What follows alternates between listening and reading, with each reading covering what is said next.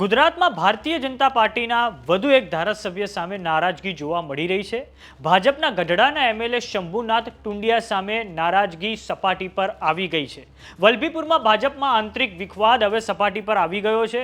થોડાક સમય પહેલા વલભીપુરમાં સરપંચ સન્માન કાર્યક્રમ યોજાયો હતો, જેમાં ગઢડાના એમએલએ શંભુનાથ ટુંડિયા સામે પૂર્વ ભાવનગર જિલ્લા પ્રમુખ મુકેશ લંગાડિયાએ નારાજગી વ્યક્ત કરી હતી।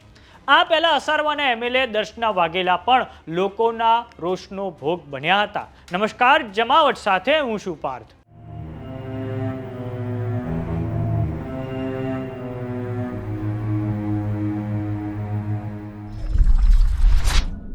બોટાદ જિલ્લાની ગઢડા બેઠકના ભારતીય જનતા પાર્ટીના એમએલએ શંભુનાથ ટુંડિયા સામે નારાજગી બીજેપીના કાર્યકરોમાં જ સામે આવી છે। વલભીપુર તાલુકાના લીમડા ગામ ખાતે થોડાક સમય પહેલા પૂર્વ ભાવનગર જિલ્લા પ્રમુખ મુકેશ લંગાડિયાના અધ્યક્ષસ્થાને સેવા હી સંગઠન દ્વારા સરપંચોનું સન્માન સમારોહ આયોજિત હતું, જેમાં વલભીપુર તાલુકાના 54 પૈકી 37 સરપંચ ઉપસ્થિત રહ્યા હતા। આ કાર્યક્રમમાં પૂર્વ ભાવનગર જિલ્લા ભાજપ પ્રમુખ મુકેશ લંગાડિયાએ સંબોધન દરમિયાન ગઢડા બેઠકના ધારાસભ્ય શંભુનાથ ટુંડિયા સામે નારાજગી વ્યક્ત કરી હતી। તો આ સાંભળો પૂર્વ ભાવનગર જિલ્લા ભાજપ પ્રમુખ મુકેશ લંગાડિયાએ શું કહ્યું છે।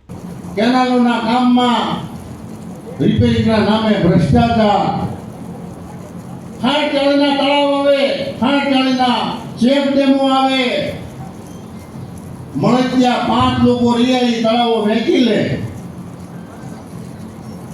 આ વખત તમને હું લિસ્ટ આપું ને ભાઈબંધો, એક જગ્યાએ જીસીબી હાલ્યું નથી આમને નામ, અને બિલ લખાઈ ગયા છે સુજલામ સુફલામ યોજના।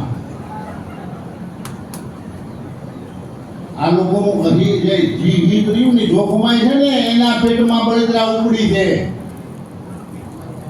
વલભીપુરની જનતાને વોટ ન સમજે, કાર્યકર્તાને વોટ ન સમજે। અહીંના તબક્કે હું કહું છું કે આની તપાસ આ વખતના જે સુફલામ ને તપાસ રહી થશે ને થશે। અને બિલ જ્યાં લઈ જાય છે ને, તો પોલીસ કેસ પણ થશે ને થશે।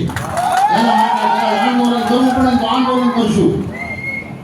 સત્તાધારી ભાજપના ધારાસભ્યો સામે હવે સ્થાનિક લોકોનો વિરોધ જોવા મળી રહ્યો છે। આ અગાઉ અમદાવાદ શહેરની અસારવા બેઠકના એમએલએ દર્શના વાઘેલા સામે અસંતોષ જોવા મળ્યો હતો। પાણીની લાઇનને લઈને અસારવાના ધારાસભ્ય દર્શના વાઘેલાનો લોકોએ ઘેરાવ કર્યો હતો।